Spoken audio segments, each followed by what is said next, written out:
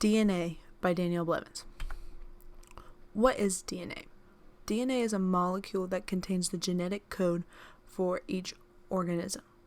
DNA is inherited from both parents and is why each person's DNA is unique. DNA also forms the 23 chromosomes. DNA is too long to fit into cells with the right packaging. Because of that, each 23 chromosomes contains one DNA molecule. The DNA structure. DNA is a double helix. It's made up by nucleotides, and the nucleotides, it's phosphate groups, sugar groups, and nitrogen bases. There are 4 types of nitrogen bases: adenine, thymine, guanine, and also cytosine. The order of the 4 bases determines the DNA's genetic code. DNA evidence. DNA evidence is a reliable tool used by law enforcement. With the DNA evidence, law enforcement can identify criminals, clear suspects, and also exonerate people who have been wrongly convicted. You can also create DNA profiles that can be used to be compared to DNA from suspects, or also be compared to DNA that is already in the DNA database. DNA evidence has also solved many cold cases. DNA evidence can be collected from blood, hair, skin cells, and other bodily substances. How to process DNA evidence. The first step is to collect the DNA evidence. When collecting DNA evidence, make sure to be wearing gloves so you don't contaminate the scene or the evidence. Also, secure the evidence in paper bags or envelopes.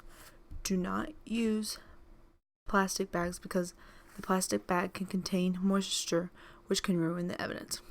Also, make sure to seal, label, and transport the evidence, and also follow the chain of custody. Step 2. You would use the PCR to produce multiple copies of the DNA to be tested. And then step 3, analyze the DNA. You can compare the DNA evidence to the DNA database to find matches, or also compare the DNA profile to potential suspects. The polymerase chain reactions. It was invented by Kary Mullis in the early 1980s. The PCR focuses on a segment of DNA and creates billions of copies. And using the PCR only takes about an hour because it completes one cycle every 5 minutes. And it takes 25 to 30 cycles to produce enough DNA to use to take testings. The PCR steps. Step 1. Separate the 2 strands of DNA. Heat the starting material to 95 degrees Celsius. Step 2. Reduce temperature to 55 degrees Celsius, allowing the primer to anneal to the template. Step 3. Raise temperature to 72 degrees Celsius. DNA polymerase begins adding nucleotides onto the ends of the primer. You can also most of the time they use a PCR machine, which controls the temperature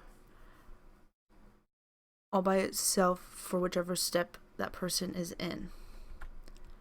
On this diagram, you can see how each of the steps works.